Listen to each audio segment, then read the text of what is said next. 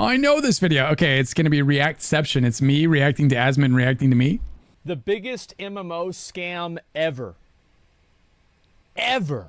The arrival of Kickstarter and the unfulfilled desire for exciting new MMOs combined with Unreal Engine's capability to make absolutely anything look beautiful was the perfect formula for the introduction of MMO scams into the world. Absolutely. Today we're going to talk about the 5 most interesting MMO scams to exist so far. We'll talk about how they came to be and perhaps most important. Can you imagine if this guy put Ashes of Creation on the list? Oh my god. People would... I'd be lying if I said I didn't think about it. But not because Ashes is a scam, but because this video actually covered games that it was a video that covered things that people thought were a scam. Not that things were a scam. And so like if I covered Ashes, it would be more of a, you know, here's the facts, you know, is it a scam? And I don't think it is right now. I don't think that it is. Personally, I think that they're actually making an honest faith effort to make a full-fledged MMO. And they're actually like way closer to delivering that than, you know, some of these already. But I think it would be a very fascinating, it would be a really interesting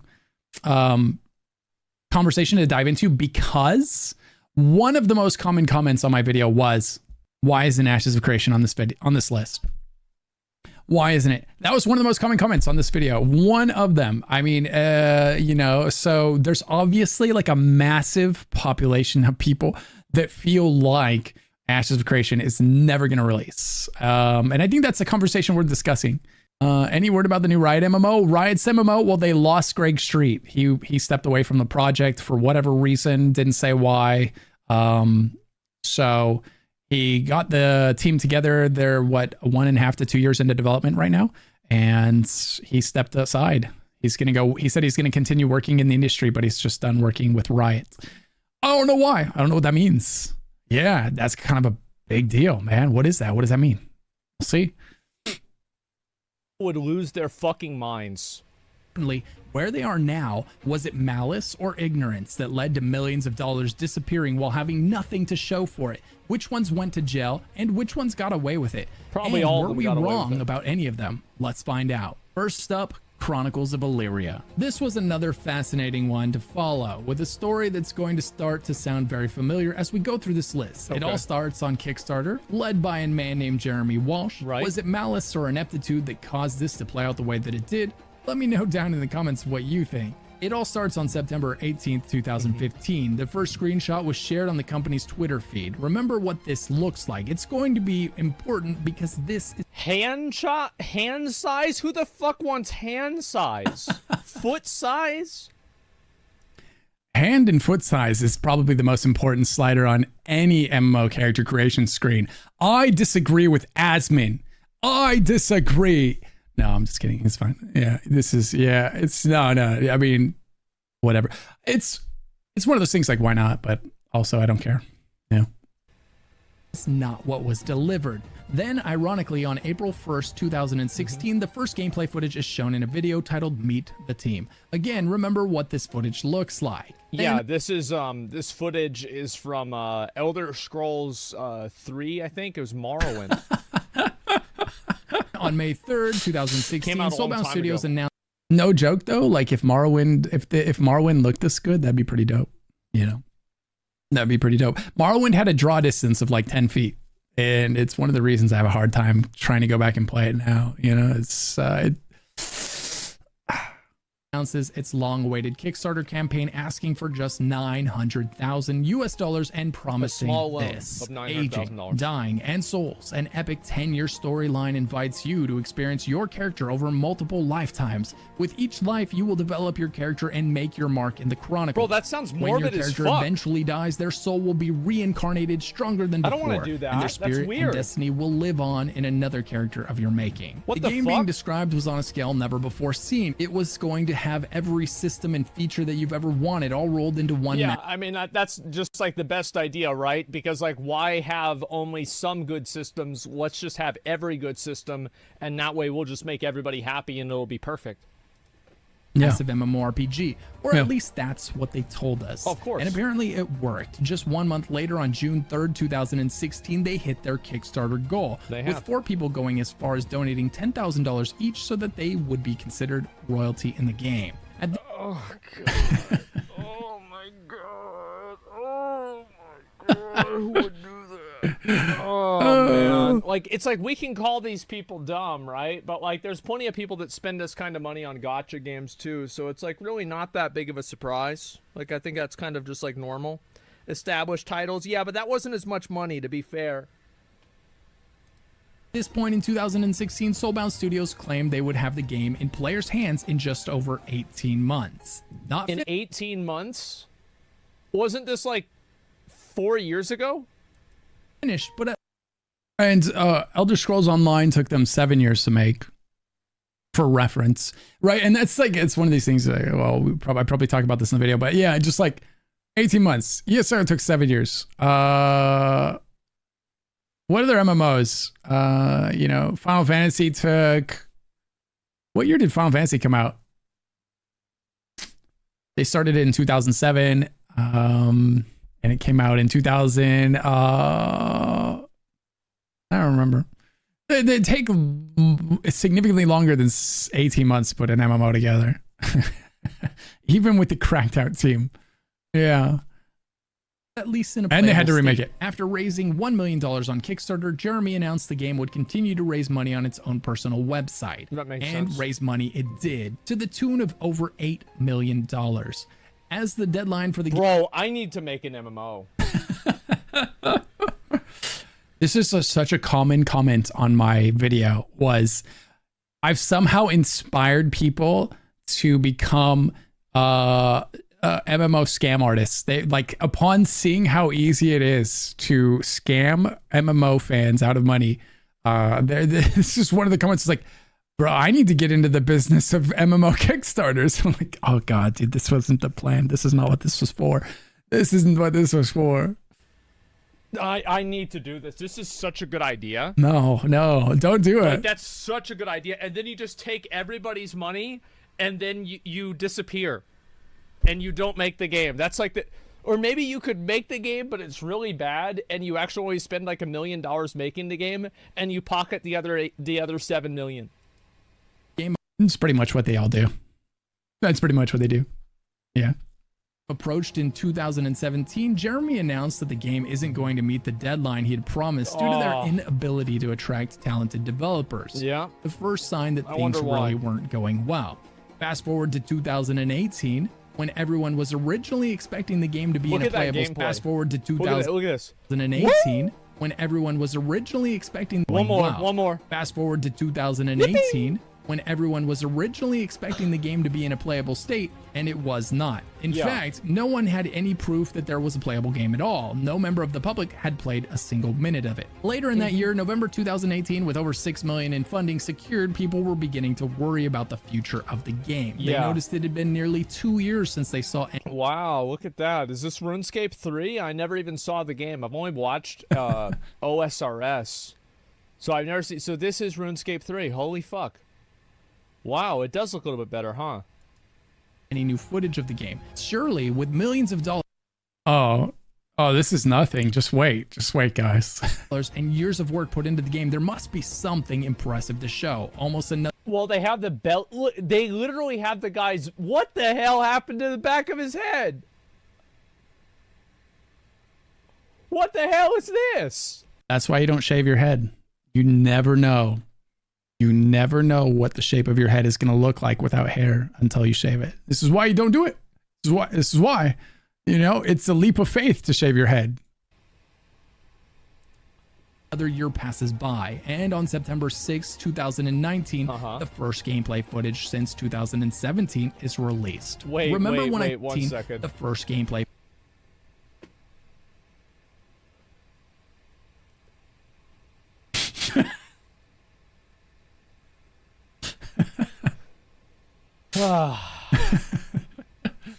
Hey, Crimp, thank you. 2017 is released. Remember when I told you to remember what the original gameplay footage would look like?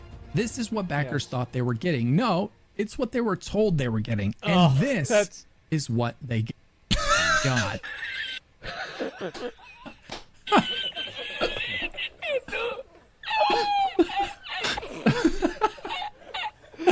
Oh my god. To say that fans were disappointed would be an understatement of a lifetime. The game was now 2 years past its initial planned delivery date and 8 times over budget, and this was all they had to show for it. This was the result of 4 years of development. Dude, imagine watching the Unreal 5 tech demo and then thinking, bro, I donated $10,000. I can't wait to have my own castle and have it look like this. And the game comes out. Oh shit, dude. And then it's this. And millions of dollars of backer money. I'm a founder, it's guys. Here where most of the backers soured on the game, some going as far as to threaten legal action against Soulbound. On March 11th, 2020, the Settlers of Illyria event would... They should have a cosmetic for the founders, and it's one of those hats with a propeller on it. It says royalty on it. Beautiful. Take place as Oh a my God. pre-alpha event to allow participation in a 45-day test of the game. Clown mask, Of yeah. course, this The little red pre-alpha nose. test included massive microtransactions to allow players to spend hundreds or even pre-alpha tests included massive microtransactions to allow players to spend hundreds or even thousands of dollars buying plots of land within this unfinished game. There you go. Buying land in an unfinished game. You know, people used to do this. They would sell land in Florida, and they had... So this was the state the game was in, and they're like, but wait, guys. We know we're nowhere near being done, but you could also buy plots of land with real cash. And so it was pay to win before the game was even out. You could just like pay to become a king. had to make a law against selling land on the moon because they kept doing this in real life too. Like, most online scams were real life scams until somebody made a law against it. If they wanted. Amazing.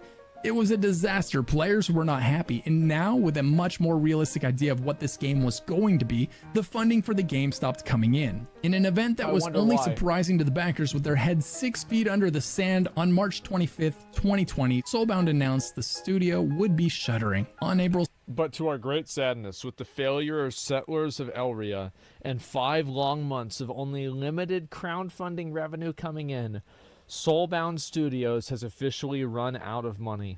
Last night, I was forced to do something that I never thought I would have to do. I closed the online store, put Settlers of Illyria map back into read-only mode, and laid off all the employees. And after that, I booked my trip over to Cancun with my $8 million, and I'm on to the next stage of my life. No, it's better than that. Since 2020, however, what he there does was is better. An about-face due to the threat of legal consequences. An FAQ appeared on the COE website stating that the game would very much be released and that they did not mean to imply it was shutting down. This was likely for legal reasons, as they had promised to deliver a game in exchange for the money they'd collected. To simply state that the game wasn't coming without refunding any of the money could leave them vulnerable to some legal action. That's true. So they have to technically make a game. Now, is the game going to be any good? No, but it will be a game. It could be Tetris or Minesweeper, but it is a game. With angry backers undeterred by this promise, on August 17, 2020, a class action lawsuit was filed demanding that Soulbound refund the money for the game that they failed to deliver. Absolutely. Soulbound would decline the demands to refund the backers, so on... No refunds. No refunds, gentlemen. February 3rd, 2021, the case was legally filed with the court. Around the same time, Illyria was posting a couple of videos a month about the progress of the game, probably to appear as though they were still working on it. So where's the game now, 2 years after all of that? And how did the lawsuit end? Was justice served? Was the people's money returned? Was anyone held accountable for the complete mismanagement of the funds? No. Well, I wish I could say that the court laid the law down on this man and this practice of taking people's money without the realistic possibility of being able to deliver what was promised. I wish the court case had sent a signal to would-be Kickstarter scammers, but unfortunately the lawsuit was dismissed and Walsh escaped with everything except for his reputation. He's now... Oh, he only has $8 million. Yeah. Oh, bro, like, oh... Yeah. Working on a completely different game and a completely different engine known as Kingdoms of Illyria. My guess is this game has as much of a chance of turning into a polished finished product as Kingdoms of Illyria. He's now working on a completely different game and a completely different engine known as Kingdoms of Illyria. Yes, he'll take your money for this game too, if you want.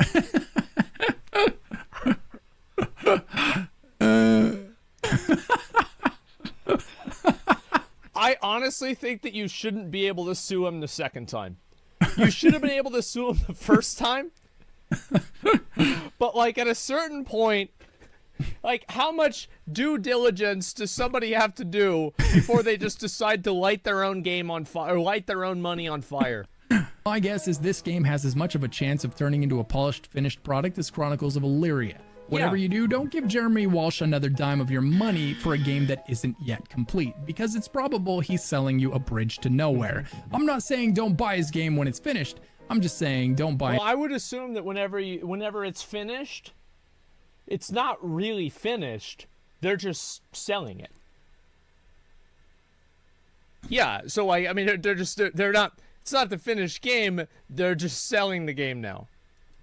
His game until it's finished, which is actually fantastic advice for any of the games on this list today. Next up, we have The Day Before. But first, a word from today's sponsor. Crasher Nirvana is an amazing martial arts fantasy MMORPG mobile game that was just released. In this game, you will play as a warrior and experience a vast open world with immersive graphics. There are highly possible for you to get The Day Before. I do not think that I have seen sufficient evidence that The Day Before is a scam. I actually don't think so.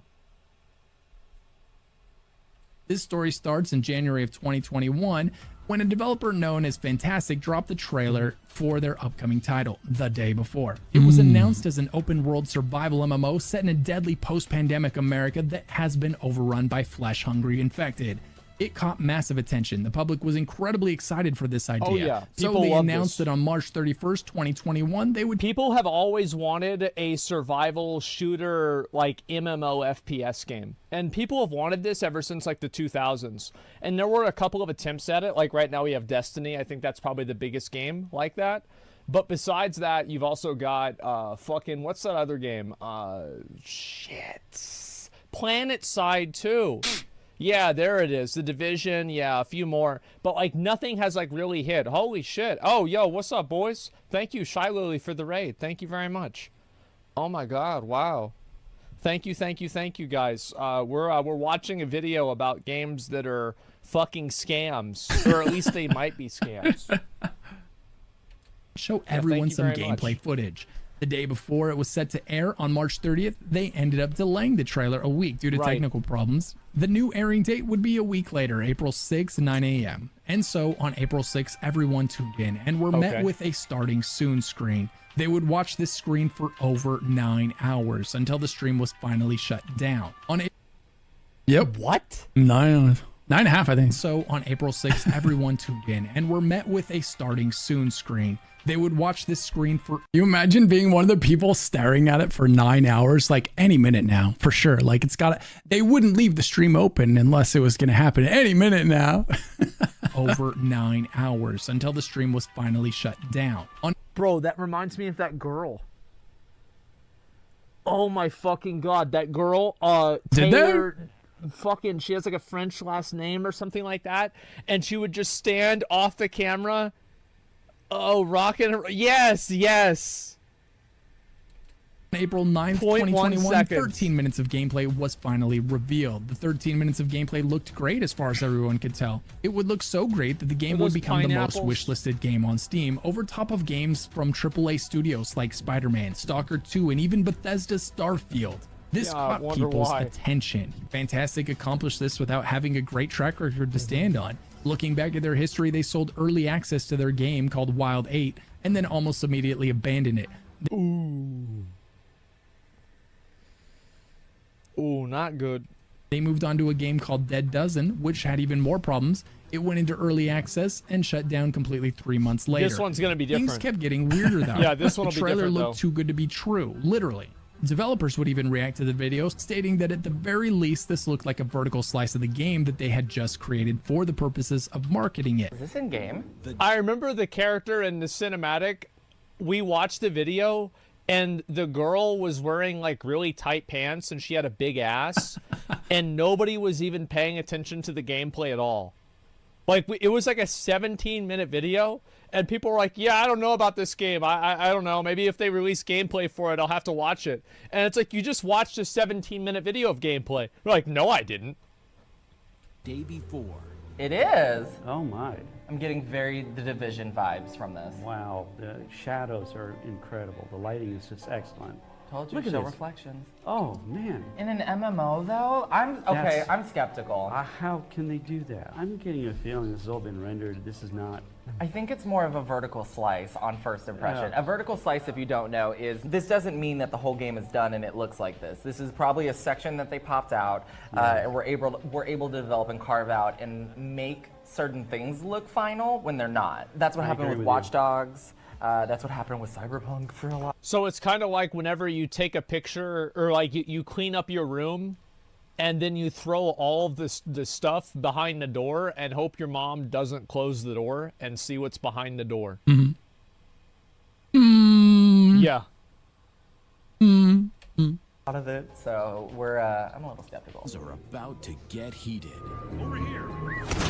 See, here's the thing, and this is why I think it's pre-baked. Yeah. See, that's supposed to be another player. Right. Can we go back? See the way they come in? It looks like it's an animated character that's not another player, but that means that those can't actually be other players. It could be. It could very well be. They have their own, AI players. They to could move be. like that, they would have to be be. AI, because if it was a real player, the animation wouldn't Well, I don't. be that wouldn't be smooth. that When you smooth. actually play a game, you're kind of jittery.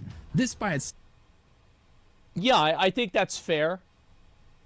I don't find that to be very strong evidence, though. I think that the other examples, and just like kind of like a logic example, yeah, number one, not necessarily. Number two, it could be another player, but they're moving in that specific way, so it looks good for the video. Number three, it could be an AI generated, like fucking like NPC, which I also think is fine. Like there are many other examples where I think this was not really that big of a deal. itself wasn't totally unheard of, but with this studio's history in mind, it starts to cast doubt on the viability of the game being delivered as promised. Things would continue to get weirder when Fantastic used a bait and switch tactic on their fans, pretending a big new announcement was coming for the day before. And then when the announcement arrived, it was actually for a completely different game? Essentially using their clout they had gained for the hype around the day before to advertise and launch another game they were working on, called smart. Prop Night. People weren't happy about it at Prop all, Night. but it was somewhat smoothed over when the studio also provided a launch day of June 21, To be fair, the recent reviews are mostly positive. 2022. At that time, that meant the game was just over. What's it now? Let's see. Prop Night. Steam. It's down to mixed. Mixed recent reviews, mixed all time. Okay. So it's on the decline. Uh-oh. 8 months away. So people were pretty excited. Fast forward to May 3rd, a little over a month before the game's scheduled launch date, Fantastic posted an announcement letting the community know that they would be giving a big update about the game that week. And what was the big update they hyped up? The big update they got that week was that they were delaying the launch of the game another 9 months into March of 20. Oh, March. The release date of the game will be March 1st, 2023. Wait. Yes, it's already passed. Did we miss it? Oh my, how did we miss this? Oh, fuck, guys. We missed the launch. Fuck. 2023. The reason for the delay? Oh. Well, there was such massive We're so interest in the dumb. game that they wanted to spend more time making sure they got it right. Honestly, for a studio that had never seen this kind of interest, to look at its project landing at the top of the Steam wishlist and decide, hey, we better spend the time to get this right. Well, it isn't all that surprising. that's Among smart. the changes that would be made, If I were them, I would do the same thing. Same. Because if this game Yep. comes out and it's bad, it's a bad game. That's it, period, for forever, that it's done. Like Cyberpunk, like BFA, like mini games. Like, yeah, if it comes out, it's bad, it's bad. they would be switching the game over from UE4 to UE5. This also isn't surprising, as we've seen multiple studios make the same move around the same time. So far, we have a lot of red flags that could be genuine mistakes or intentional deception, but there wasn't anything you could point at and say, these guys are definitely acting in bad faith. That was until they later posted a video asking for people to work on their game for free as volunteers. Naturally, alarm bells were really sounding. I mean, as a Twitch streamer, I mean, this is kind of like normal. True. Now, it was weird that the studio was promising to deliver a game far, far beyond anything they'd ever created before. A game massive AAA studios are afraid to attempt because of the budget it demands. But people were willing to give them the benefit of the doubt until they had a reason not to. And for a lot of people, this was that reason. How are you going to make a game that by its very nature required a AAA budget, all while using... Well, you just make all the people that were working for it work for free. I mean, it's actually kind of an ingenious solution. Because so you have this problem where it's like, oh, fuck. Like, we have to pay all these people. Well, what are we going to do? And somebody smart in the office is like, what if we just don't pay them? What if we just tell them that we're not going to pay them and that's it? I'm like, do you think that's going to work? Apparently. I mean, I guess why not throw the net out there and see what it catches? I guess. Anybody want to work on a game for free? Oh, you do? Oh, great. You know, you're very lucky to have this opportunity. I hope you take it seriously. Yeah. Paid volunteers. What kind of quality would that provide? And what kind of a studio do you have to be to even be willing to publicly ask for such things? If things weren't bizarre enough... I don't know. I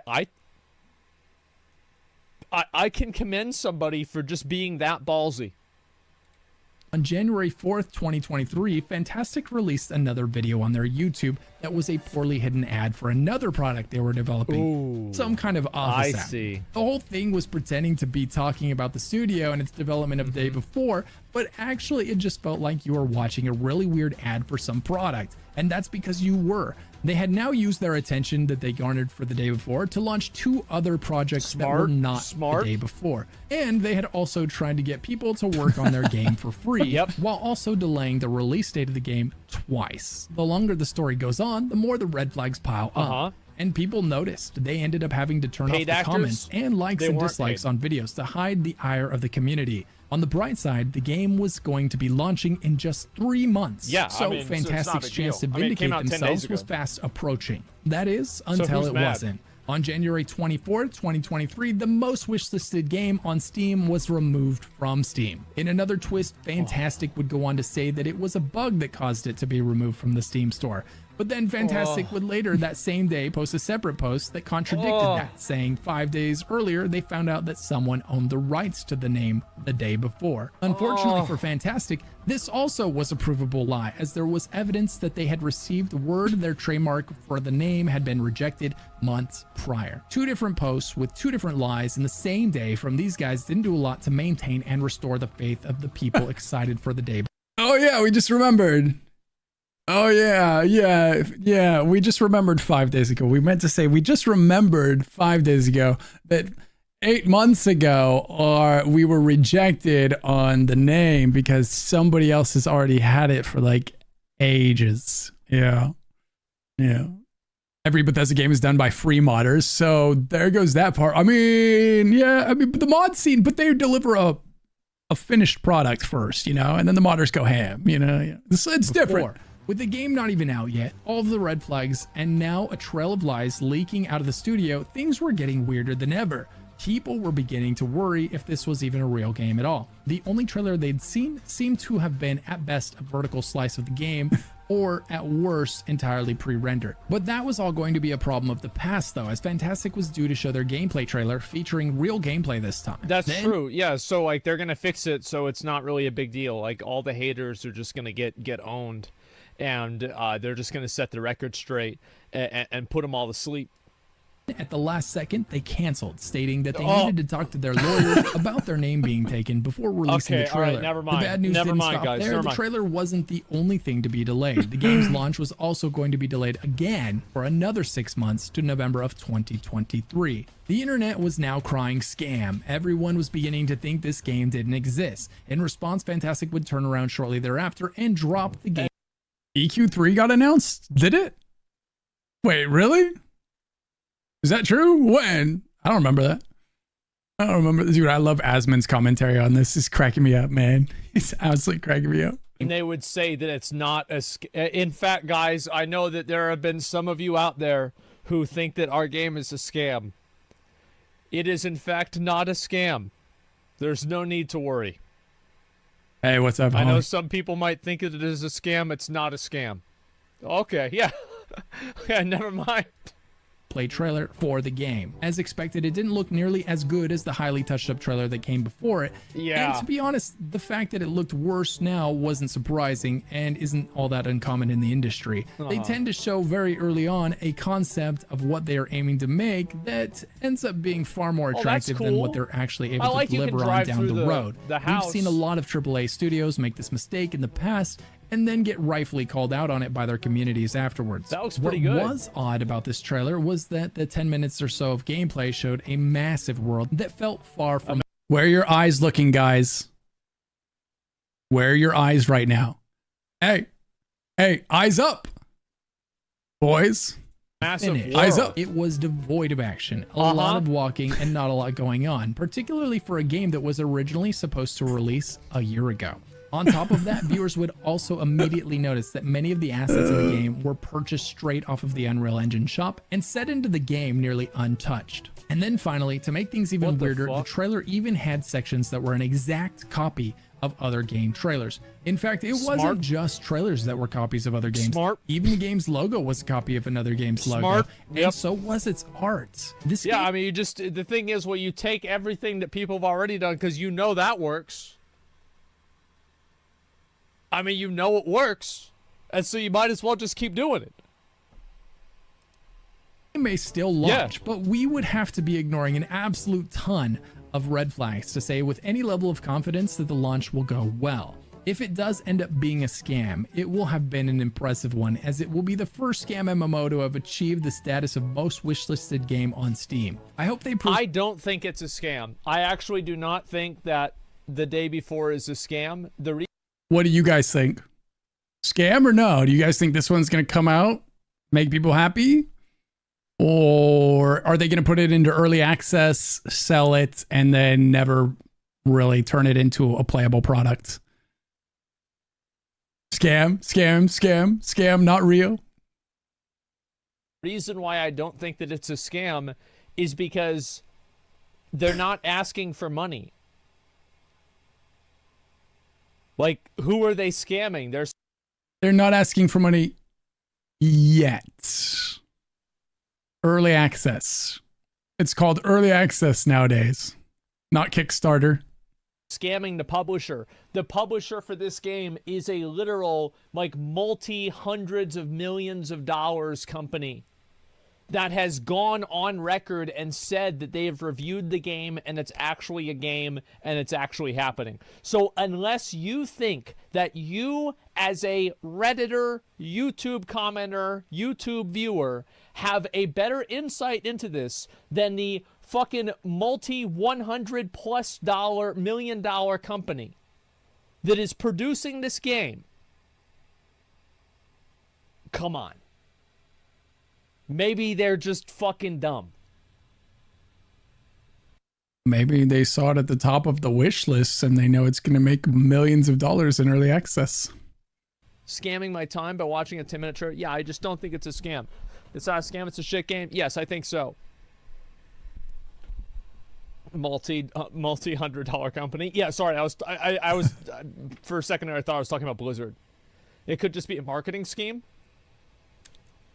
I doubt that a massive Like, I feel like this game is just a more successful version of what they've created. Like, history would suggest, right? We have no idea. Only the two guys running this whole thing really know what's happening. But If you look at their trail of games that they've released so far, there's a definite trend of them releasing something into early access, never finishing it, walking away from it, releasing something else into early access, never finishing it, walking away from it, releasing something else into early, right? So like they have a trend of doing this. It's just that this one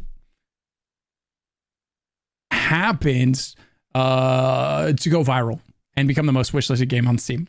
That's the only difference between this one and all the ones before it so far.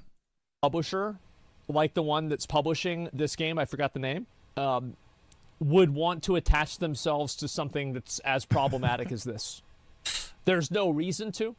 And also the publisher is mainly a mobile game publisher, which means that like Yes. Mobile game publishers are known for their high moral standing. reputation doesn't matter as much, but it still does matter because you have to have people that buy into the gotcha of like the next game. Phase drama? Oh, is there phase drama? I don't know. All of the doubters wrong, but as of right now, history would suggest this game will be sold in early access before dropping in a state that is completely unfit for release, ultimately being abandoned by the developer yet again. Where is the game today? 2 launch delays later and 6 months before its newest scheduled release date. 2 launch delays so far. True. Okay. Keep that in mind. Honestly, the longer they delay it, the more realistic it actually becomes. So like on it, the delays are a good sign. Yeah. The delays are a great sign. No. Well, on February 16th, 2023, the developer released a Asmongold still streams where they talked about the journey of the game so far. Oh, the this is website about is how they're still gonna up, make it. but if you click add to wish list, it just takes you to the front page of Steam because you can't actually add it to your wish list because the game doesn't exist on Steam anymore. This game hasn't stolen anyone's money yet, so it's not a scam yet, but the developers have been caught lying. They've been caught copying other developers' work. They've promised the moon, and they have a history of selling unfinished games and then walking away from them. Hopefully Fantastic keeps delaying their game until it's finished, but I wouldn't spend any money on this one until it's proven to be a finished, playable product. There's just way too many red flags at this point. If you want to be kept up to date on how this all unfolds, be sure to subscribe and hit that bell notification button. I don't know why it got and maybe taken off even like Steam. the video and leave a comment if you're enjoying it for the algorithm gods. Next up, Dream World. A game just... Oh, God.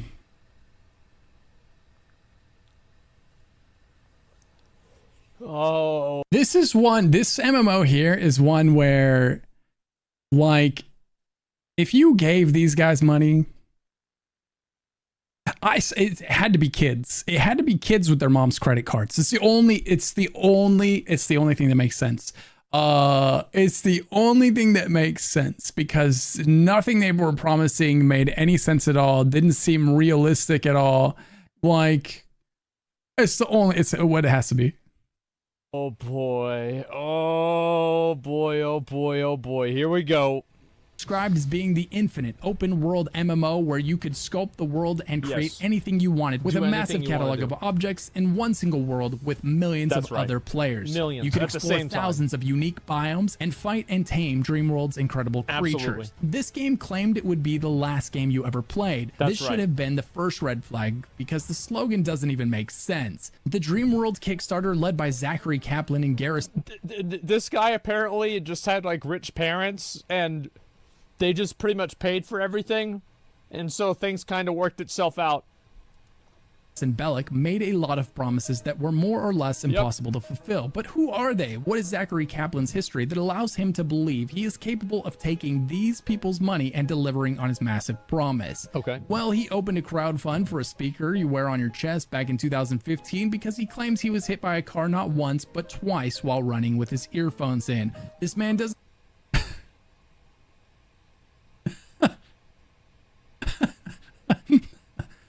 Yeah, I could see that. the comment in his chat, the 2-time. Yeah, no, I could see. Yeah, for sure. Yeah.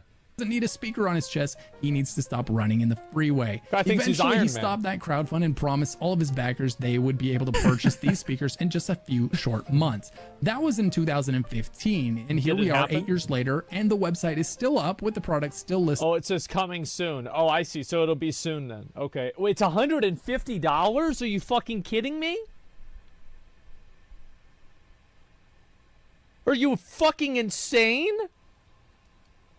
It as coming soon. After that, he started a clothing brand, and it doesn't seem that panned out for him either. And neither of these projects are particularly Oh, wow, because it's like, that's a tiger, you know what I mean? That's cool, because it's like a fucking, like a tiger and shit.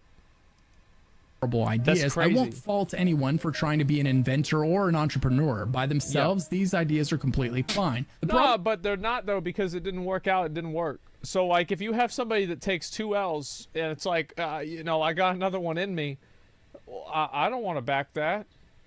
Worse, if they take an L making t-shirts and they take an L making a speaker that you wear, and then they decide to make an MMO with all of that relevant experience, it's you know, some questionable decisions are being made there for sure. This guy fucks up. Hey, you know what fuck ups do? They fuck up. That's what happens. Preach. This guy's a fuck up. He got hit by a car twice. For this. Maybe it was just bad luck, you know? Somebody out there has legitimately been hit by a car twice, you know? Some people are just unlucky. Same reason. Arises when, with those 2 failed projects behind him, he decided he would then use everything he learned about creating wearable speakers and t-shirts and applied that incredibly relevant knowledge to creating a massively multiplayer online game. Zachary Kaplan and his partner Garrison Bellick would create a Kickstarter and start hyping up their new game, and the fact that it would be able to have millions of people play together and modify the entire world at will to their heart's content. This game Fortunately, looks they pretty good. didn't mislead backers by saying that they had come up with the solution to all of the problems that prevented this technology from existing already. Because I see. Yeah. So they've solved the problem that all of these big game studios could never solve. yeah, you know, like lag in Cyrodiil, you know, ESO spent $400 million building the base game. You know, these guys are going to solve that problem and more. No problem with $10,000. It's fine, guys. It's going to be fine. It's just going to work. Trust them, you know? As you can see here. Because that would have been lying to their investors. The largest digital world that exists today can only have thousands of people. Then we came up with a solution that allows us to have millions. What is it? Okay, well, that's not a good sign, is it? Naturally, all of this took place where many of these stories take place. Kickstarter, while other MMOs with... This is the footage. This is the footage they were selling this game to people with. Who was looking at this and going, it looks so good. I need to help fund this. Who? Naturally, all of this took place where many of these stories take place. I don't understand. While other MMOs with $400 million budgets were struggling to achieve a fraction of what Dream... Oh my God, you're right. I never noticed that. It's the WoW logo with a D. And it's horrible. They just took the WoW logo and made it worse. Oh my God. Dream World was promising. These two were going to do it all with a Kickstarter campaign for $10,000. That's right, $10,000 and 2 people to develop something multi-million-dollar AAA. Yeah, these guys are gonna they're just gonna borrow light. They're just gonna whip something up and just make the best game you'll ever play. You know, just get it done. Yep. Studios Get the haven't work accomplished done. with hundreds of developers at their Yeah. disposal. Yeah, for What sure. could go wrong? In what I can only describe as the Hopefully result not of a people car. pulling out their wallets while temporarily detached from their brains, this Kickstarter would somehow hit its goal. And then some, earning a total of $64,000. Why are they using fake money? I never seen a 20 or a 5 that looks like that. I thought Abraham Lincoln's supposed to be on that. What the hell are they using fake money for? Oh God. $1,706. Despite the Euros? fact that it Yeah, looked that's what I like said. every ounce of footage for this game was nothing more than random assets from the Unreal Wait a Engine second. store. It's like every ounce of footage for this game was nothing more than random assets from the Unreal. The fact that it looked like every One ounce more. of footage for this game was nothing more than random assets from the Unreal Engine store Oh my slapped God. into the game with no rhyme or reason. It looked like that because that's exactly what it was. This Yes. Callum upped improved. That's how chopping wood looks in real life, guys. You wouldn't know because you guys have never chopped down a tree. Have you? Clearly, that's what it looks like. IRL. It's when you hear about like the wood guys chopping wood. Moved on his YouTube channel. If you guys chop trees, you would understand. By showing each asset pack in the store. Even the main protagonist featured in all of the shots is the default mannequin from the Unreal Engine. The red flags were everywhere, but somehow that didn't stop 4 people from donating nearly $2,000 to the Wait, so the main character was just like a fucking placeholder?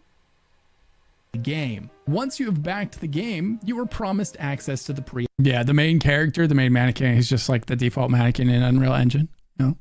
Alpha. However, the fine print stipulated that you wouldn't actually receive access to the pre-alpha until you also forced 2 of your friends to back the project as well. Oh, that's smart. You know, they do this with a lot of those these schemes where it's like you can't just get addicted, you have to get your friends addicted too.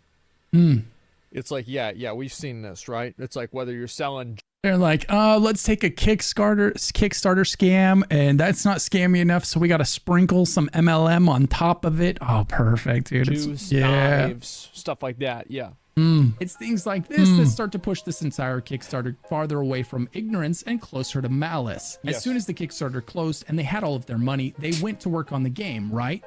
Well, no. They immediately went on vacation, causing everyone to wonder if they'd run with the money. They would eventually come back, however. I do have to give it to them. The Dreamworld guys, they did release a game. And you've got to have some big fucking balls to release what they did. Just wait until you see the final product. Just wait until you see the finished product, guys. You just wait, okay? You gotta have a massive dick to say, this is our game. You can play it on Windows 95. And resume work on the game. They started a Discord server that used 14 to 16-year-olds as moderators. A full-time job was promised to 14-year-old mod Jack, who left the community. So they wouldn't have to pay anyone. Like many of the stories on this list, this is one that just kept on giving. Even Zachary's ex-girlfriend chimed in on the whole situation to explain that the 9 years of game development experience Zachary claimed he had was actually nothing more than him writing ideas down on paper, at best. Garrison's claims, oh guys, I have more than I have like probably 20 years of game development experience then. Oh yeah. Same. Yeah, I got like at least 20, like minimum, probably more than that. Oh yeah. So being a former employee. Yeah, at least 20 years. Me too. Yeah, Google were also a bit misleading, as it turns out he used Google. He searched for things before on Google. So I mean, he basically works there, right?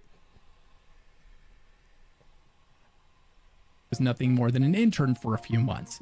She also explains that she broke up with Zach for a number of reasons, one of which being that when she went to get her wedding ring refitted so that she could actually wear it, the jeweler explained that it was so fake that it would break in half if they tried. Oh my god. He gave her a fake wedding ring. Wow. So he's not just scamming us. He's scamming his fiance too, you know? So at least we should be grateful for that, you know? At least there's that. The guy got hit by a car 2 times for the same reason. It was probably his fiance kept running him over. I'm not at all materialistic, and I don't care about the size or the quality of. Oh no. The thing is, like, I don't think it matters. Like, I don't care. I bet if this guy had given her a ring pop ring, she would have probably responded better to him giving her a diamond ring, saying it's a diamond ring, and then it's not true. It's the fact that it's deceptive. Exactly. Who cares what kind of ring you get for your wife? Like, who gives a shit? I'm not materialistic. I don't care. You could get, but like, you should both be on the same page about that. You know, you just tell them like, yo, this is what I can afford. It's about the love anyway. Neither person's going to care. But lying? Oh my God. The problem.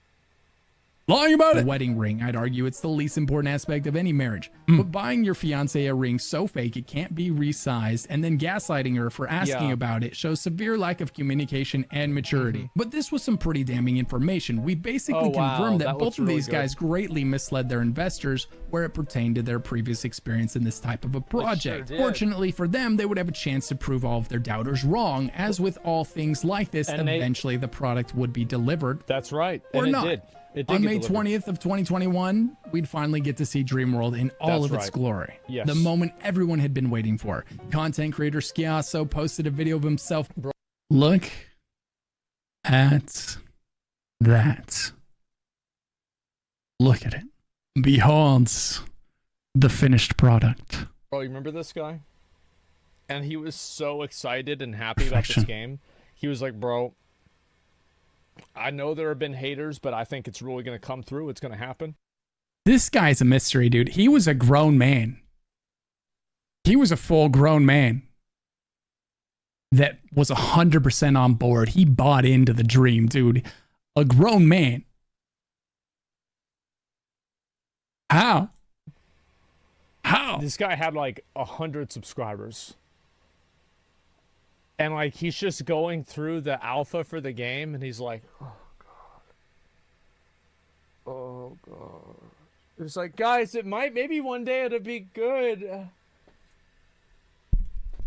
Playing the alpha. And by the way, like huge W's for him because he actually came out and says, I was wrong.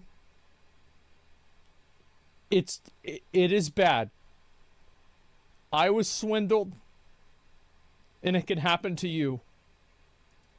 Just saying. It was somehow worse than anyone expected. This footage was pure nightmare fuel. It looked like something that someone's toddler could have made in about 5 minutes of spamming random assets into an open world in the Unreal Engine. It was unforgivably bad. Probably because that's exactly what Zachary did. In fact, I'm positive someone could have made something far more attractive given just 5 minutes in the Unreal Engine. Yeah, probably. Leaving everyone wondering, where did the money go and what was the time spent on? Well, did you see the picture of the vacation? Okay. Uh-huh. Well. But hey, maybe the game just needed more time. It was an ambitious project after all. Well, that major reveal was 2 years ago. So where's the game now? Nearly 2 years after becoming quote-unquote playable. To their credit, they did continue to try and at least give the impression that they were trying to improve the game for some time, posting weekly updates on their website and on YouTube. However, those updates mysteriously stopped a little over 2 months ago. I think that like all of the YouTube reviewers should get together in like some fucking Illuminati thing and just try to hype up a game that's this bad and have everybody collectively talk about how great it is. And like fucking make all the viewers feel like they're in some kind of fucking like Twilight Zone fever dream. Kind of like when we're in here and I tell you guys, okay, for the next half hour, we're going to pretend Zoss said this.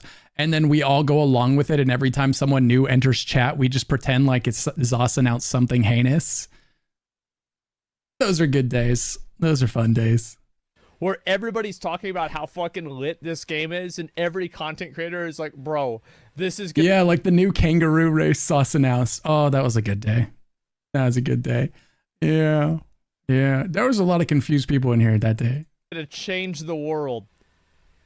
For all their work, their YouTube channel in its 2 years of of existence has managed to gather about 500 subscribers. So, what is the future of Dreamworld? That's a I don't lot, think there is 500. one. These guys set out to make an ambitious game and failed. That in itself would have been acceptable if it weren't for the fact that they misled people, claiming they had years of experience in an industry that they didn't in an effort to get their money. Claiming that they had a solution to a problem that prevented games like this from existing in the first place when they didn't, which begs the question, at which point do we call these things a con? At what point do they slide past ineptitude and into malicious intent? I think it's very obvious what the difference is. So if you are misleading people knowingly, like for example, saying that you worked at Google or saying that you have 9 years of game design experience, I think that is very clearly misleading people. And also to an extent, I think that gross negligence and gross mismanagement is the same as misleading people and it should be treated the same. Because if you So you should be like, there should be some kind of repercussion to these kind of Kickstarter campaigns where, like, it's one thing to be like, hey, we're going to make this, and you are straight with the facts in advance. Like, you're like, this is who I am. This is what I'm capable of. And my goal is to try to make this. And like, if you tell the people that like you've literally never made a game before, you have no experience, and there's pretty much no way it's going to happen, but if they want to give you money, they can. Like, if you're honest, then dude, that's on them. But if you lie and say, I've got 9 years of game making experience, I've worked at Google, when you didn't, like when the entire foundation of your Kickstarter is built on lies, and then that's when I feel like it should, like, no amount of protection from Kickstarter should be able to stop like lawsuits from like penetrating that and basically saying like, no, like, yeah, you defrauded these people out of their money. You said something that wasn't true, and that's why they gave you the money in the first place. You take people's money, at a certain point, it doesn't matter why it didn't work out, you still lost their money. Let me know down in the comments below. These guys are $65,000 richer, and all it cost them was their entire reputation. Zachary Kaplan and Garrison Bellick left quite a trail of evidence on the internet at this point, telling the world exactly what type of people they just make a new name, just invent a new name. are. Thanks to YouTubers like Callum Upton and Kira TV, it's been incredibly well documented, and I think it's safe to say no one in their right mind would work with these guys or give them money in the future. We'll see about that. No, dude, don't say that, man. It will hurt my soul if they partner with somebody, dude. It will hurt my soul if somebody partners with them again. Oh my God, dude. Next up, we have Identity. Identity is another game put on Kickstarter way back in 2015 that promised the moon. It was going to deliver not just any MMO experience, but the MMO experience, where you could do literally anything in a game full of other people doing literally anything they wanted. The world and its economy would be determined by the players playing the game. What did they need from the public? Just $150,000 to deliver an experience that AAA studios would spend hundreds of millions on. But this was 2015, before we'd seen a ton of scam Kickstarter projects materialize and fail to deliver. People's guards were down, and so they managed to collect 10 times their goal with over $1.5 million earned. How did they do this? Well, a handful of assets purchased from the Unreal Engine shop and placed into a world of course. We are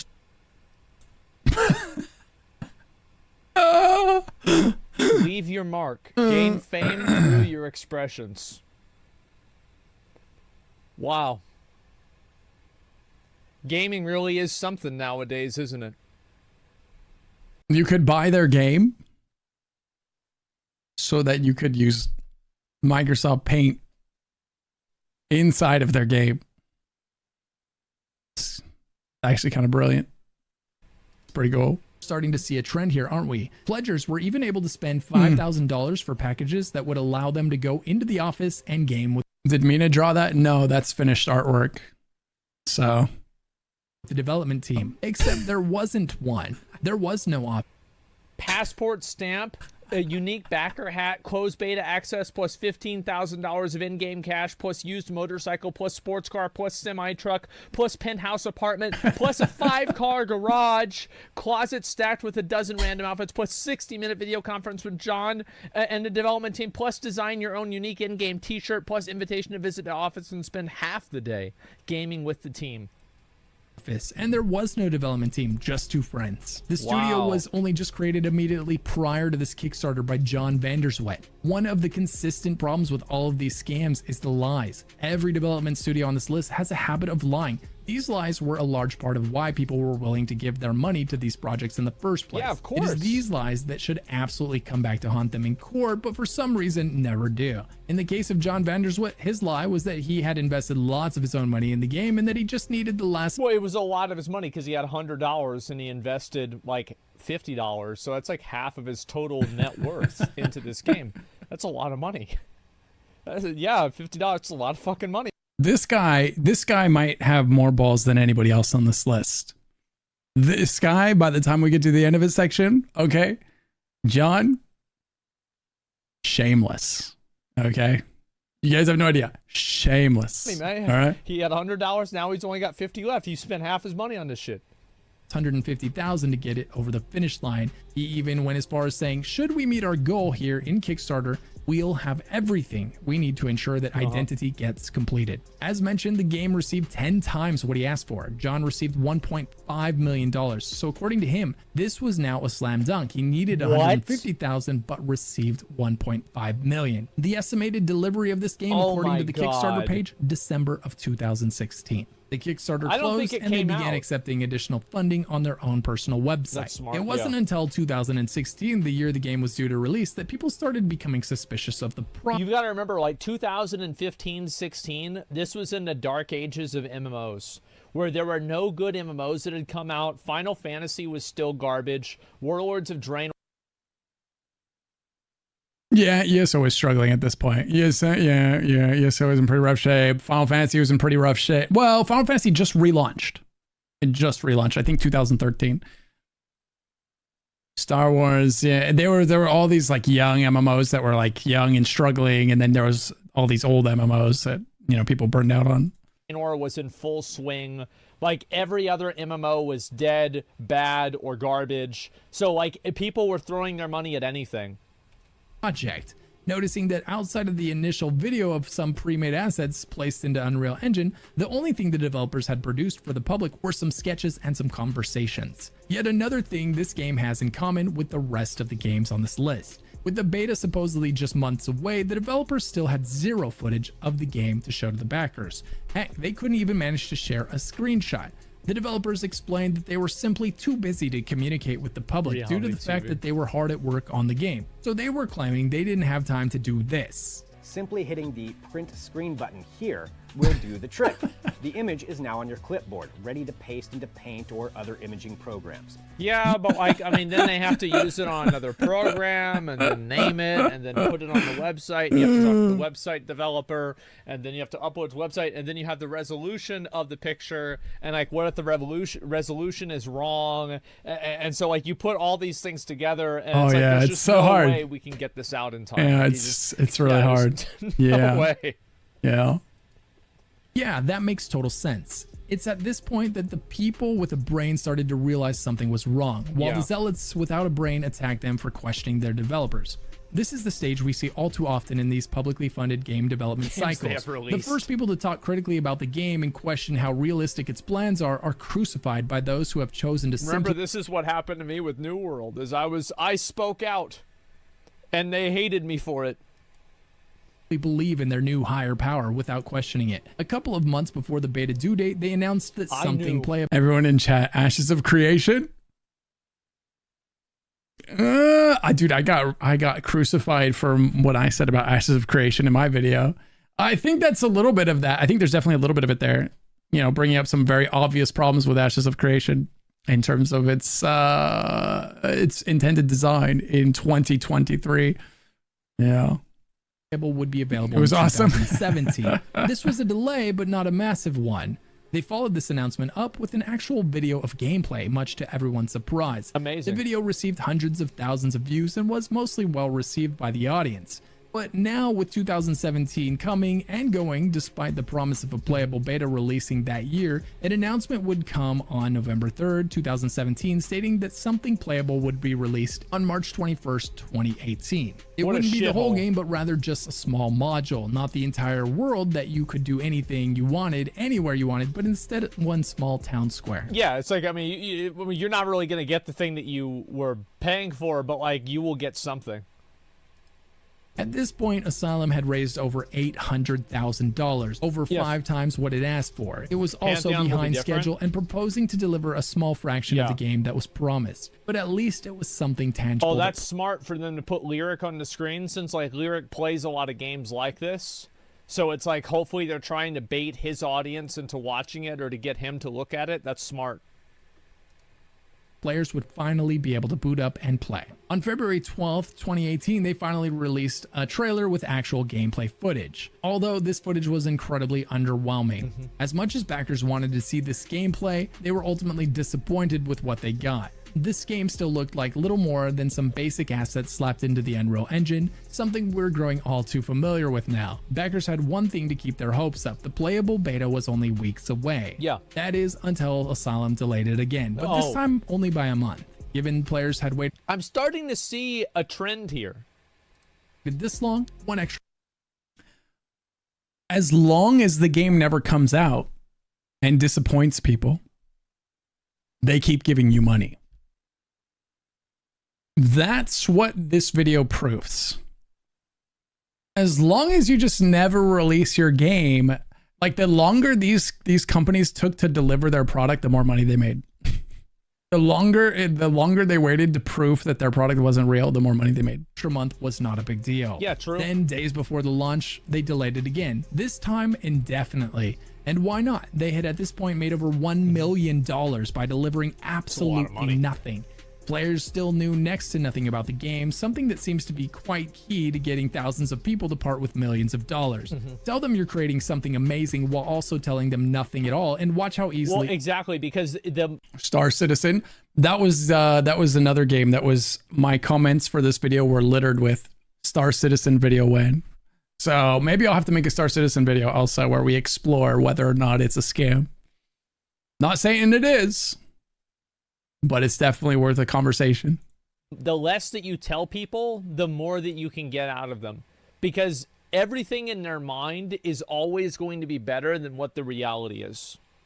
A fool and his money are separated. On November 30th, 2018, the game would finally be playable on Steam, or at least the Town Square module, which is just a name for a handful of buildings slapped together around a few streets that players could walk around. Wait, where's he going? Players could no longer imagine what the game would be. Instead, they had to face what it actually was. He's on an unplayable, unsalvageable mess.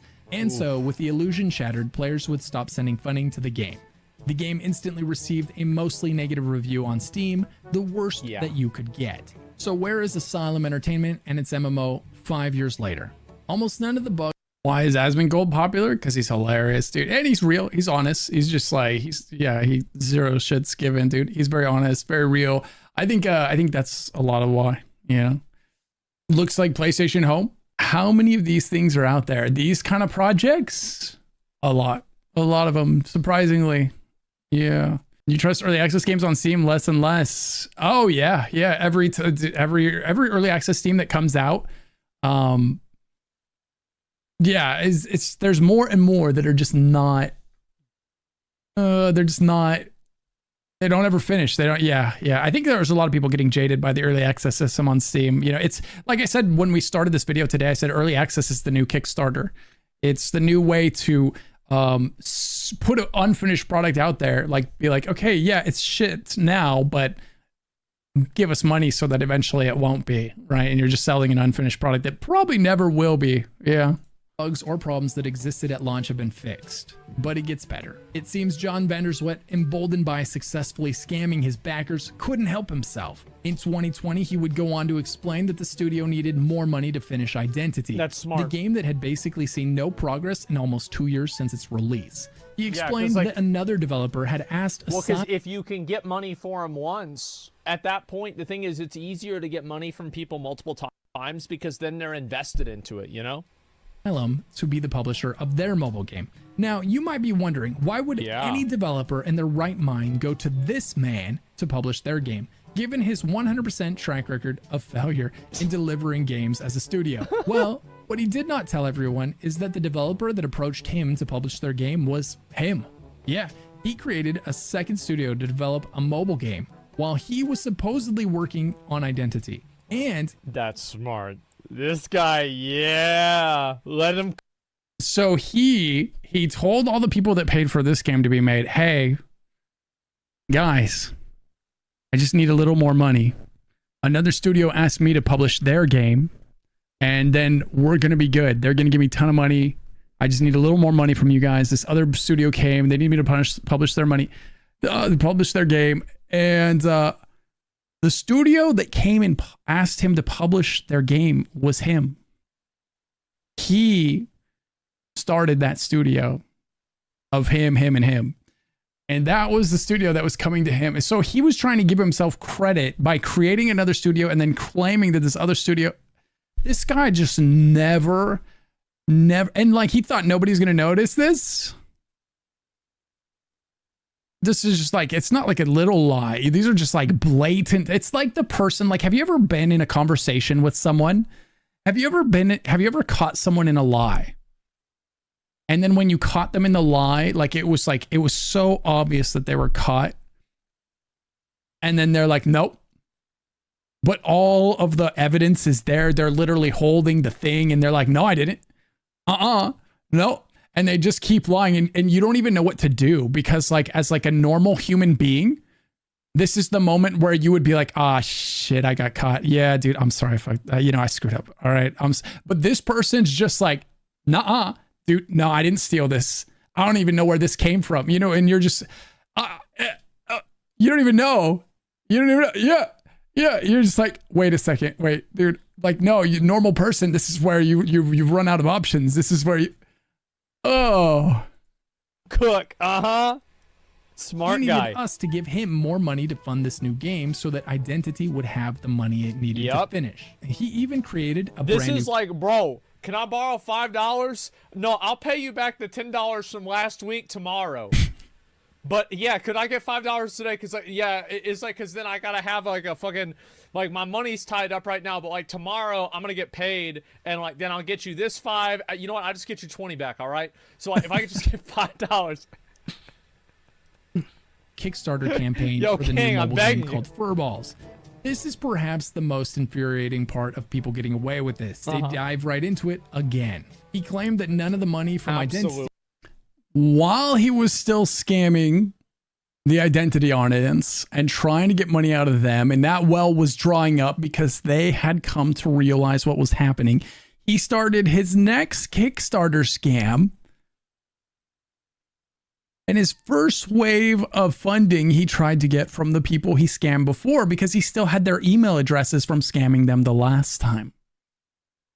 He went into the new mobile game and that he only worked on it on his free time while he wasn't working on Identity. Two things that are all but certainly a lie. Fortunately, this time the Kickstarter campaign would be a complete failure. People guess how much money he raised this time? Any guesses? Were not as easily fooled by John, given the reputation that he had now rightfully earned for himself. He should have just done it under a fake name. Why would he do it under the same name? He made 1.5 million the first time. That was stupid. He should have just invented a new person. Like, just have an AI create a new character, a new human being, and then just use that person. You saw the video? And be like, that's me now. I'm now Bill. And Bill is just a lifelong MMORPG fan. He loves video games. He grew up playing Pac-Man, and now he's trying to make one of his own. He's got 15 years in the space, in the industry. He worked for Microsoft and, like, Photoshop him next to Bill Gates and just fucking make an entirely new person. Kira TV did some great research on John after the fact and discovered that he had consistently moved into a more expensive home, despite John claiming that he lost money on the venture and had no other form of employment. One could theorize that a substantial amount of the money that was due to be invested into Identity actually was just used to buy John a nicer house. If that's the case, would anyone be surprised? Recently, Asylum put up a post a few months back at the end of 2022, reaffirming that the game is still the studio's main priority, though they are also working on other projects. It's been a long time, far too long, since I gave you an update on Identity and its progress. August 13, 2022. This was fourth quarter last year. How is he still pretending, dude? It's not even close. It's not even close to being ready. And he's working on other games in his single man studio. Like, how is he pretending? Like, why is he keeping it going? What? Can't help himself. When are we going to see a new update? That's a difficult one to answer, but I do hope fairly soon. Projects now. Tragically, the game itself is still available on Steam for $30, though with the reviews we hit a bit of a vicious circle here where in order to improve funding and development, we need to give you some awesome updates to build trust. But at the same time, we had to feed our families, and we couldn't do that without the funding. So we decided that we could start some smaller projects in-house to raise money for Identity, and that's actually gone quite well. Yeah, it's going to be fine, guys. That it's garnered, I doubt anyone is falling for it. After 8 years and $1.6 million raised, all John was able to produce was a few assets slapped into Unreal Engine in a completely unplayable state. Whether it was malicious intent or complete ignorance, I would never invest in John Vanderswit ever again. He's proven that he's willing to embellish on his experience as a developer and failed to reach unrealistic goals. I've always said this, I'll say it again. If you're doing something and you can't make sure that you can enforce the contract, you need, like, the moment that anything, even the smallest detail is off. If they say to meet you at McDonald's and they're at the other Taco Bell, nope, I gotta go home. I gotta go. If you're buying it for $450 and they give you $440, nope. No, I gotta go, guys. I gotta go. Yeah, that's it. I'm done. Because anything, fucking anything like that, if a person is operating in good faith, they're not going to lie to you at all. Yeah, it's really hard to feed your family when you keep buying more and more expensive houses with all that money you stole from everyone. Yeah. It's tough, man. Moving into a nice house and attempting to cash in on a mobile game that he developed while supposedly working on a game that people gave him $1.5 million to develop. They're never getting that John money back. Vanderswip has a new house, but he lost his reputation. Proven by... there's what he made on the second one. So there is some justice in this world. You know, after scamming people out of 1.5 million, he's like, man, that was easy. I'm going to do it again. Here we go. And he made $430. I'll guarantee you, I can almost guarantee you, that's probably almost all his own money just to get it going, right? Him, his wife, whatever. Like, by the fact that his second Kickstarter earned him a whopping $430. Next up, we have Day of Dragons. Day of Dragons was supposed to essentially be a survival game where you played as a dragon. You spawned... That sounds fucking stupid. What dumbass thought of this? in as an egg, then you have to navigate the typical survival... Oh, you spawn in as an egg. Yeah, I know where this is going, guys. Survival game elements like hunger, thirst, and predators, with the twist being that you were actually a dragon instead of a person. This is simple enough, and unlike many of the games on this list, sounds like an actually achievable goal. The Kickstarter started on September 2nd of 2019 and promised to deliver the game just 2 months later. Oh, that's easy. Okay, well, that part sounds a lot less achievable. It set an initial goal of $12,000, but by the end of the campaign, it had... Bro, like that scaly and furry culture, there's nobody that has more monies than them.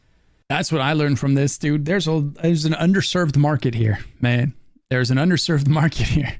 Dude asked for like nothing, and then he got $500,000. He wasn't promising anything.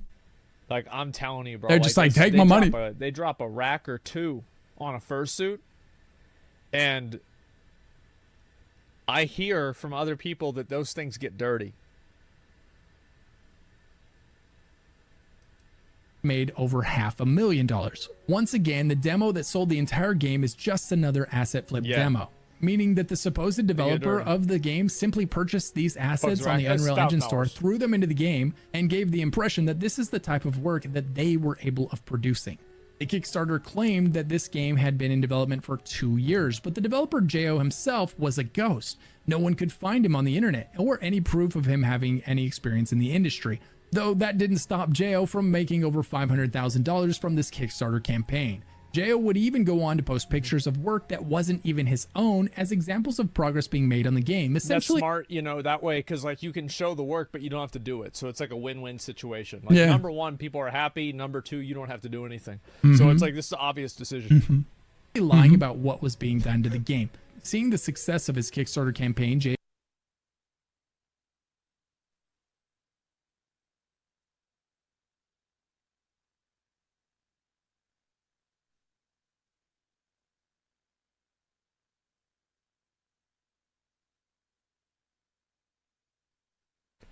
lying about what add more tiers of funding smart. to the Kickstarter campaign. Oh, yeah. Such as extra Dragon DLCs that founders would have to purchase to enjoy.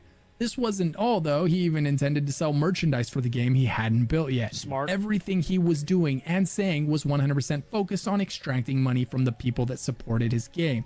When accused of simply using focused on... I just can't see how any person in their right mind can look at this and think that it's worth even $1. I would pay $1 to not have to see this.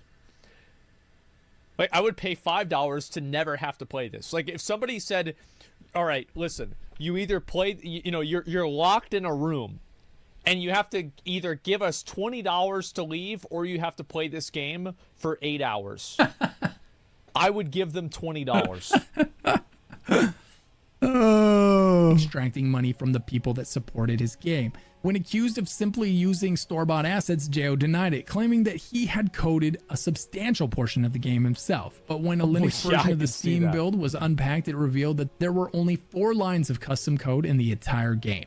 Okay, so it's custom code, right? Yeah, that's custom, right? For sure. He had supposedly been working on for 2 years and had secured $500,000 in funding. Well, it's like one line of code every 6 months. To finish, had an impressive 4 lines of code in it. When the beta of the game was finally released to the content... Yeah, how many lines of code did ESO say it has? Like millions? Now? Millions? He's almost there. Creators to play, it was 100% asset flipped without any core functions existing in the game at all. You literally spawn in and fly around. That's it. There was no eating, drinking, or... So it's like Dragonflight. Any systems in the game. There wasn't even sound. It was nothing more than store-bought dragons placed with a store-bought terrain package into a pre-created example map. Guys. This is where they got the idea. Terrain package. But despite the fact that the game was so far from finished, to Jo's credit, the game did release in 2019 as promised. Wow. So, where is the game now? Almost 4 years later in 2023. How's it doing? Well, probably not where you'd expect, actually. It's currently on Steam with recent reviews showing a very positive rating. What? While the all-time review is mostly positive, it's got hundreds of players online at any given moment and is receiving monthly updates to the game. Presently, you can do little more than choose one of the multiple dragons available in the game, fly around, and kill a few things. And after a $500,000 cash injection from the Kickstarter, plus the money made from the thousands of Steam sales at $20 each, and over 3 years of additional development time, it's still incredibly far from being a finished game. But so furries are just keeping this game on life support? Like, I don't understand. I think I saw comments about this game where parents were like, it's perfect. I put my 5-year-old in front of it and he just flies around and he leaves me alone for a bit. And when I saw that, I was like, oh, I could see that. I could see that. It doesn't matter that there's no content, that there's no goal, that there's no anything. A 5-year-old doesn't care about that. They just want to fly around as a dragon. Players seem to be... As a person with 17 kids, yeah. Wait, aren't you up to 18 now? I thought you just had another one. Be enjoying the game thanks to the sheer beauty of Unreal Engine 5 and the gorgeous dragons they get to fly around as in this small and simple world. The fact that there doesn't seem to be much more to it than that doesn't seem to bother the customers. And if the customers are happy, that's all that really matters, right? Was this a game that was meant to be a scam, or was it just incredibly poorly handled in the early days? No one knows except for Jo. The game isn't finished, nor is it close to finished, but it's still being supported, and its players are, on average, quite happy. I bet you can make a furry sex game and have it be complete garbage, and people would still play it. So it looks like, for now at least, that Jo has been delivering on his promise of making a Dragon Simulator game that people could enjoy. As expected, progress is slow, as this is about as small an indie dev as you can get, but it would appear he is legitimately trying, which makes this story a nice change of pace from the rest on this list. I mean, I think the takeaway from this video should be that it's entirely too easy to make it look like you are creating something amazing in Unreal Engine when in reality, all you've done is purchased a few assets from talented individuals and slapped them into a map that you also bought from another talented individual. Most of these games showed a few moments of gameplay inside of a gorgeous engine using entirely purchased assets that would take an experienced developer mere hours to put together. They then leveraged that footage and greatly exaggerated their experience while promising the moon to successfully separate people from their money. The main difference between the MMOs on this list that ended in failure and the one that has a positive rating in Steam is that the ones that failed promised to solve technical problems AAA studios in the genre with hundreds of millions of dollars at their disposal have not been able. I want to just go back just so you guys can listen to this one more time and contextualize it around, I think, one of the biggest ones that we're hearing about right now. That footage and greatly exaggerated their experience while promising the moon to successfully separate people from their money. The main difference between the MMOs on this list that ended in failure and the one that has a positive rating in Steam is that the ones that failed promised to solve technical problems AAA studios in the genre with hundreds of millions of dollars at their disposal have not been able to solve. That's the Everybody, Ashes of Creation. the exact thing that people are complaining about with Doc saying that his game is going to solve cheating. It's the exact same thing. Yeah. Meanwhile, Day of Dragons merely promised. I wonder how that game's doing. Did it come out? Did Doc's game come out? Is it released? To be a simple game that is little more than a dragon simulator. A promise that is actually realistic to deliver on. If you take anything away from this video, let it be that. Ashes, well, no, I mean, the difference I would say with Ashes is that they actually have a playtest of a siege. They have a playtest of a siege that exists on YouTube that you can look up right now. Like it's not copy.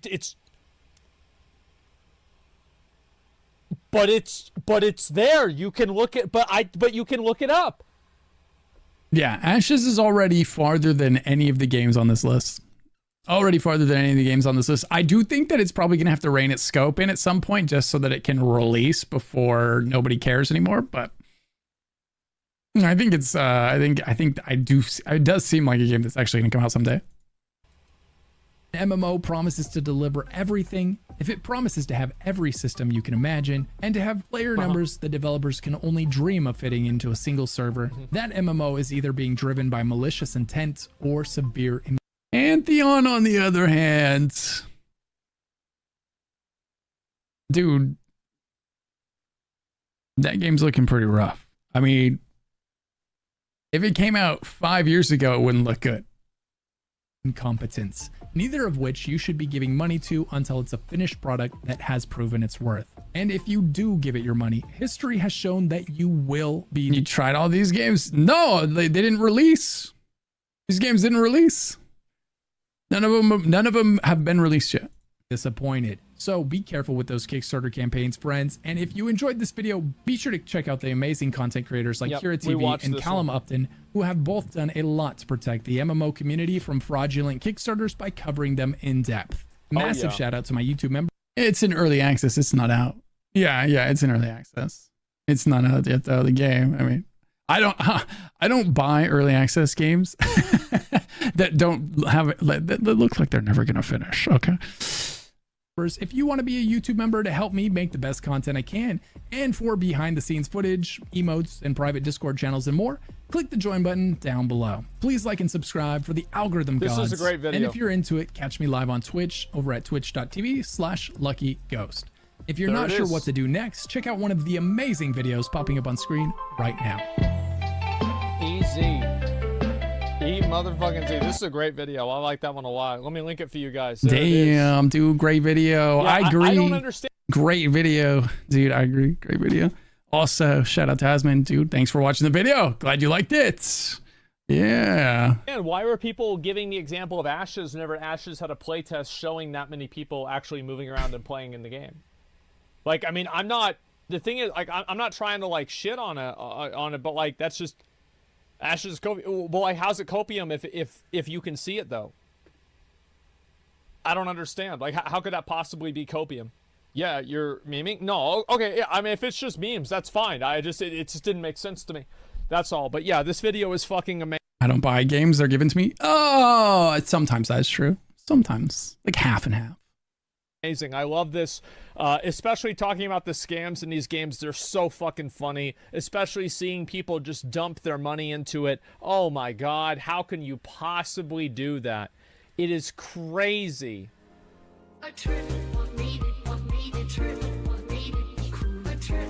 There it is, dude. That was Asmin watching. Wait, that was me watching Asmin watch me. That was my video. If you guys liked that video, there you go.